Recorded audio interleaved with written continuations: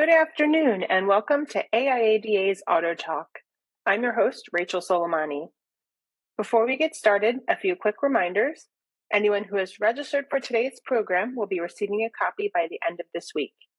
And if you have any questions, be sure to enter them into the Q&A bar at the lower right-hand side of your interface. Today, we welcome Mike Bornhurst, President and Partner at Citrin, and WarrCloud CEO and Founder, Jim Roche. I know you guys have a lot to get to today, so I'll let you take it away. Thank you, Rachel, and welcome everyone. Thank you for attending. Let's begin by just understanding today's situation in automotive retail. And to do that, let's start at the place where it's always best to start, which is at the beginning. The objective is profitable growth. Everything that we do every day is in service of that objective. The outlook right now on the variable operations side, these figures provided by the Presidio Group, shows margin compression taking hold in both new vehicle and used vehicle operations. F&I income is down, and the overall profit change in the dealership is down 20% viewed year over year. We also find ourselves in a tightening regulatory environment, particularly in the F&I office. We all know interest rates are up, inflationary costs are up, and because of all of these things, consumer sentiment has dropped about 30%. To some degree, automotive retail is a pendulum that swings back and forth between vehicle sales and vehicle service, and right now the pendulum is swinging back towards vehicle service. Historically, service has made up about 12% of total dealership revenue, but over 50% of total dealership gross. That breaks down between two profit centers, OEM warranty and customer pay. And interesting to see what's happening with customer pay.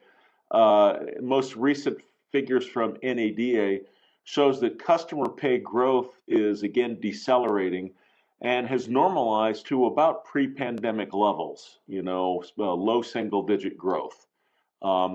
And I think we could agree as we go forward that EVs are going to further cut into that because there are fewer CP opportunities when it comes to EVs.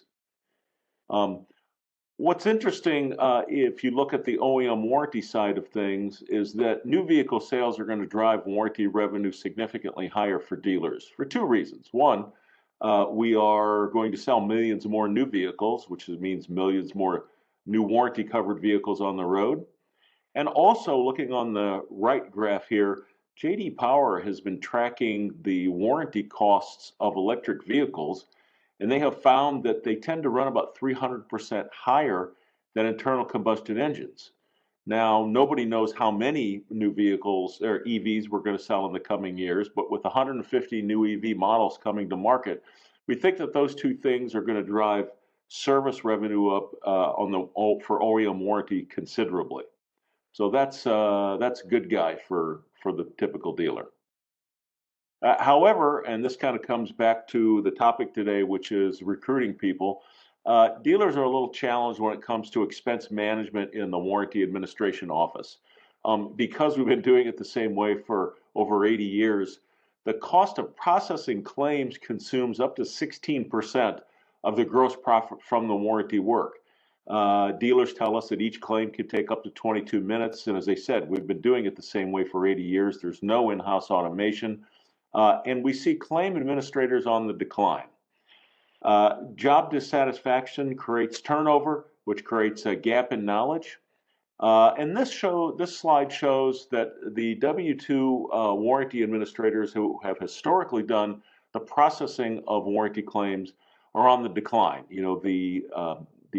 The warranty administrators are retiring or they're leaving automotive, and they're not being backfilled by the younger generations, which creates a staffing problem and also a claims processing problem for the dealer at a time when warranty is on the rise and is bolstering the overall service operation. But we took a look at some recent Cox Automotive data regarding hiring and dealership staffing challenges. 72% of dealers say finding and hiring the right employees is currently a challenge. Probably not a surprise there, but that is a huge percentage, over 7 out of 10. And the top barriers to recruiting for any dealership are, of course, skills, pay, and scheduling.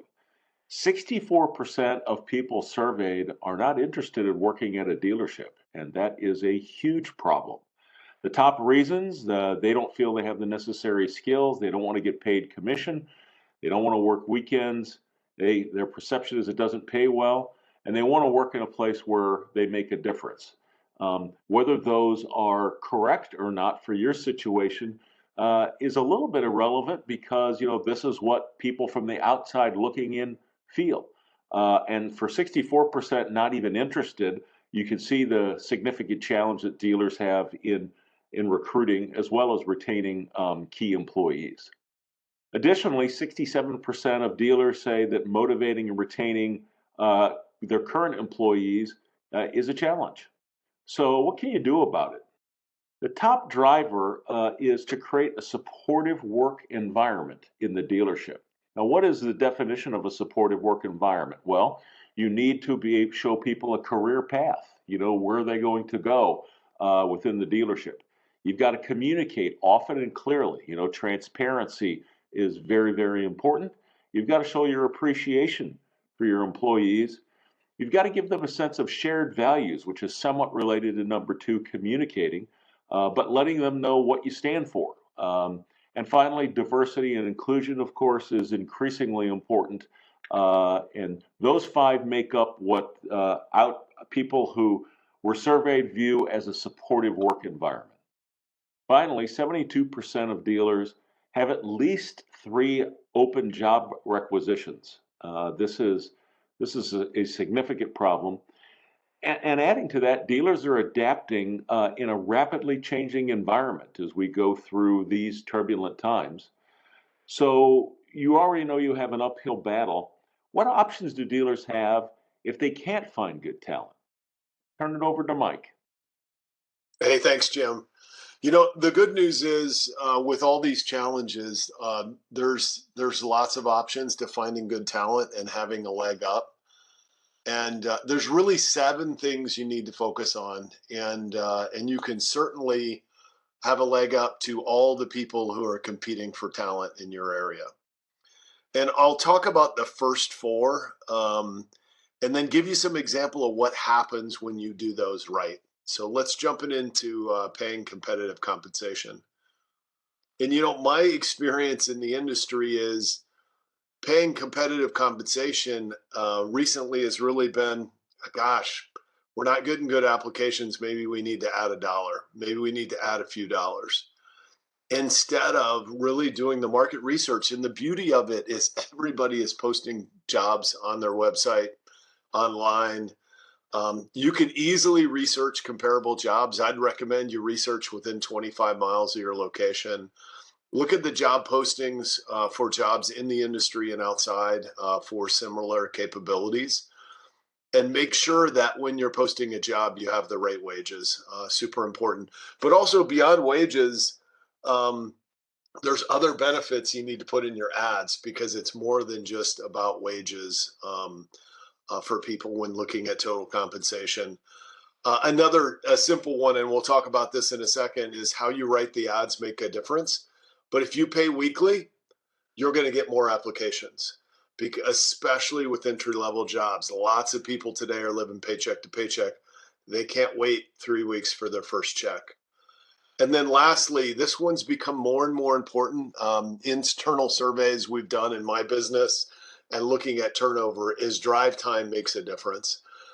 We're now competing with work from home, with hybrid, partially work from home jobs. And I would tell you the turnover rates that I've seen in the industry and in our business, if someone has more than a 30-minute commute, you may get good people, but you're not going to keep them. So I would highly recommend understanding what the drive times are and making decisions around that. Because don't forget, when they're driving to work 30 minutes, they're talking to a friend who doesn't have to drive to work. So really important to make sure you understand the commute times, and that's all part of paying competitive compensation. Where to advertise. The most popular job boards such as Indeed and LinkedIn are super important. List your openings on your company website, use social media. And then probably number 4, I think a lot of people do it, but they don't do it in a big way. Have a very lucrative incentive program for team member referrals. Why? Because the people you get have an immediate tie to your organization. They turn over at lower rates. They're more loyal, more likely to be someone just like the quality employee who referred them. Also, never use broad pay ranges. This is a known fact, and it's been seen over and over. If you have some salespeople that make 50,000 and some that make 300, don't place an ad saying you can make 50 to 300. Although true, people don't believe it, and when they don't believe it, they don't apply. So if you have a very diverse pay range based on experience, create separate ads for those. Create an ad for the inexperienced entry-level person with a specific pay or very narrow pay range. Place an ad for the highly experienced person with a much higher pay range. It will be believable, and when it's believable, they'll apply. And then clear and targeted job postings. Be specific. This is an important one. You really need to write the jobs in the way that people are searching. And look at current search volume and understand keywords like weekly pay, understand key benefits like 401k, understand the location is really important. So knowing how to write the ads that show up in search, job titles that are, if your job title you have internally isn't something that's broadly used in search, your ad won't show up. So really important, and then have clear application instructions. So what I have on the next slide is a simple wage analysis. So we have Austin, Texas in November of 2023, and then Columbus, Ohio in November of 2023. And we had a simple review of what are the wages in a 25-mile radius in Austin for a service porter? And what are the wages in Columbus, Ohio for a service porter? Went out on the web. This process probably only takes 15 minutes. To go out, look at Indeed, look on the web and say, what are people offering for this job?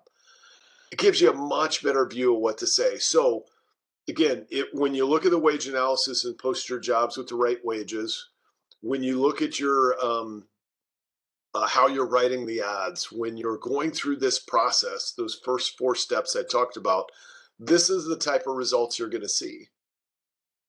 So in Austin, Texas, Citrin doesn't have a brand name, but look at the control we have of the clicks. We're getting 47.5% of the clicks. Big name auto groups in that area are getting so much less. And it really is about the things that I mentioned. It's writing the ads properly. It's having in the right wages. It's presenting them in the right way. Look what's happened in Columbus. We have better brand recognition in Columbus. We've been there longer. 90% of the clicks. That means in the pool of all the possible candidates in Columbus, 9 out of 10, I'm getting an application from them, and I'm getting a chance to talk to them, to tell our story, to bring them into our business. Those are the type of things you'll see when you go through that process. Next, you got to have a low friction application process. Clicks are great, but if they don't flow through to application, it's important. Unfortunately, the job boards and how people react to applications has really done us all a disservice. Applicants are used to putting in dozens of applications and getting 2 or 3 respondents. So what does that mean they do? They don't want to respond to any application that requires a long questionnaire. They don't want to have to attach documents. They just want to submit an email in their name and make sure before they make the effort, someone's going to respond. So what it tells you is if you have a lengthy process, if you have hurdles for them to jump through, is you just won't get the number of applications. So super important that when you get the applications, also that you very quickly move them to a phone screen, a video call, to get them excited about the job. You kind of have to view the application like a sales lead coming into your dealership. Is every minute that application ages, it ages like a sales lead. Your likelihood of capturing that person becomes less and less and less. So data would tell us from applicant tracking systems that work with auto dealers, the average dealer responds to an ad within 6 days. I would tell you inside our business, we're responding within minutes. I would tell you if you wait 6 days, the best people are gone.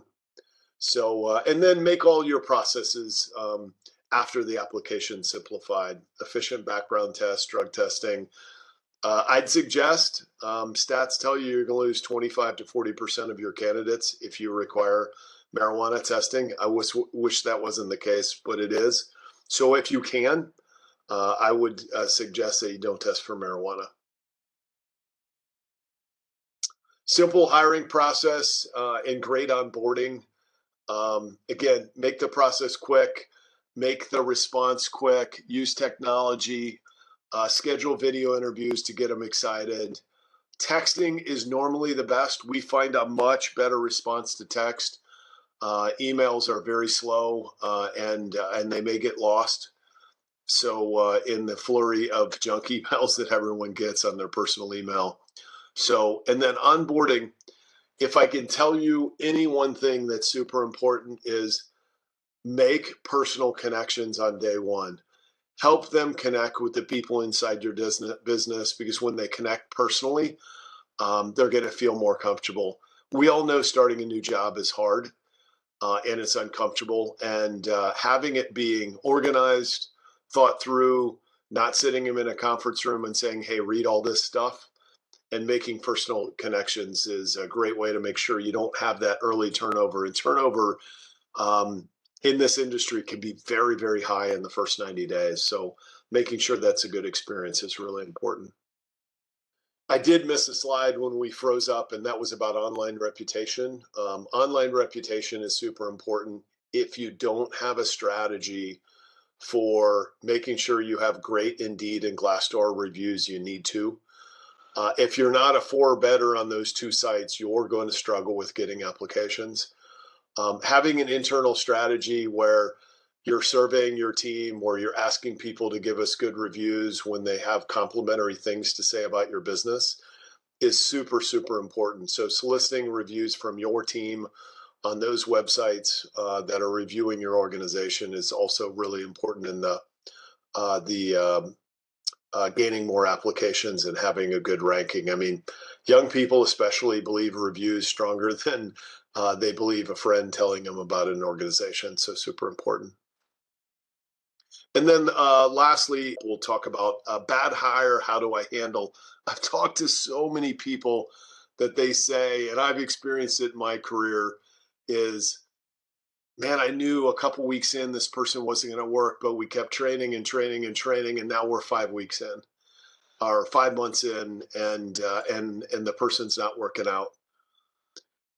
First and foremost, your HR team is here to protect you, and have an understanding up front from the HR team on the process for moving away from a bad hire, and agree on what needs to be done. What are the things you need to do to protect the organization, and make sure that your leaders know that. So when you have that feeling and you see the signs that someone's not going to work, don't waste all the time and energy and money on moving that person through your training process when you knew early on they weren't going to work out. And then the one thing I'd say is high performing jerks, or I might use a different word, but we're on a call. High performing jerks are more detrimental long-term for an organization than low performing team members.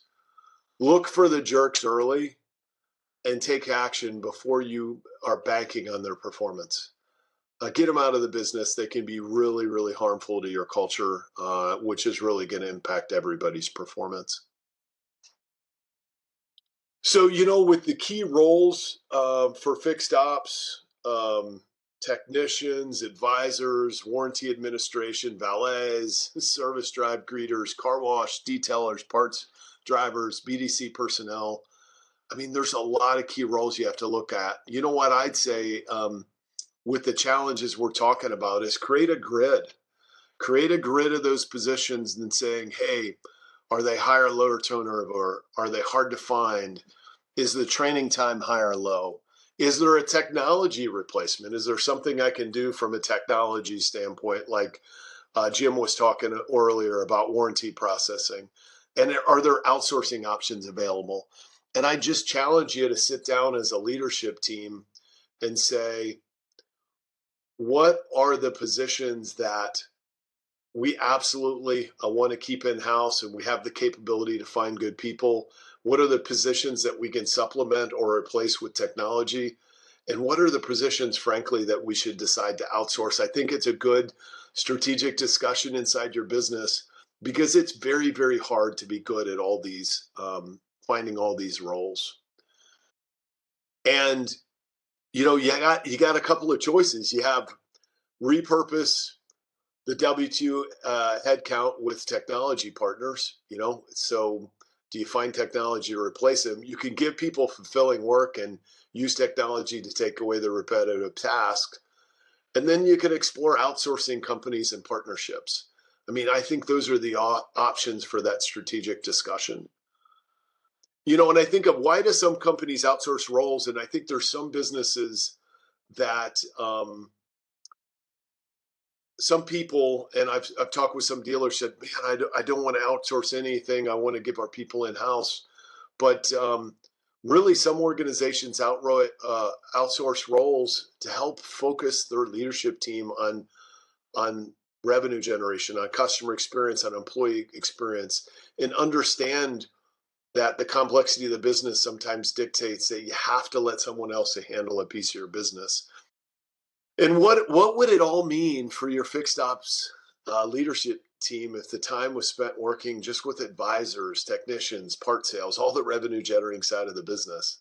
I mean, it definitely need higher revenue. It'd mean higher income for your team members, which certainly would mean motivated employees.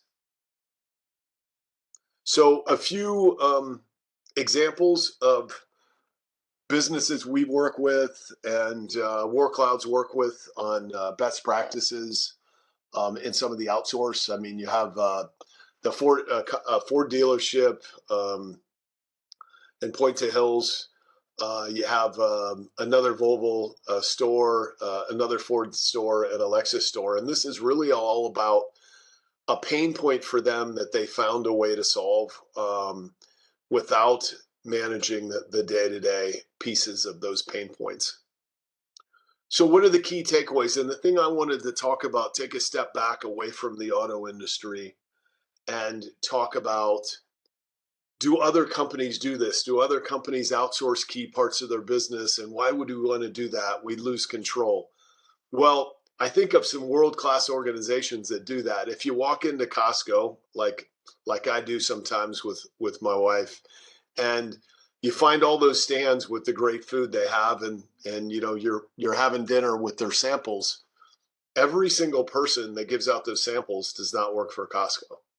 They work for an outsourced company, even though they're touching their customers in this significant way. But Costco said, we have this complex business that we have to have inventory and cash registers and product mix that customers love, and the advertising side and the merchandising side. We can't possibly spend the time and effort to outsource or to hire and run this part of the business. So they outsource it. Virtually every major retailer also outsources their warehouse staff. They say, hey, we don't have the energy, the time, the wherewithal to do it. So lots of other businesses are doing this. And I think it's a good way to supplement your resources to allow your team to focus on your core business and driving revenue and customer satisfaction. We all know the economic environment's gotten tougher. Jim talked about that.